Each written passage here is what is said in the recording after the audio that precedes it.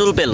তখন তার স্বামীকে বলল, তুমি কোনো মেয়ের সাথে প্রেম করো? তখন তার স্বামী বলল, কি উল্টো পাল্টা বলতেছো এইসব, আমি কারোর সাথে প্রেম করতে যাব কেন? তখন মহিলাটি বলল, আরে এই লম্বা চুলটাই তার প্রমাণ। তখন বলল, তোমার মাথা খারাপ হয়ে গেছে, ওই চুলটা তো তোমারও হতে পারে।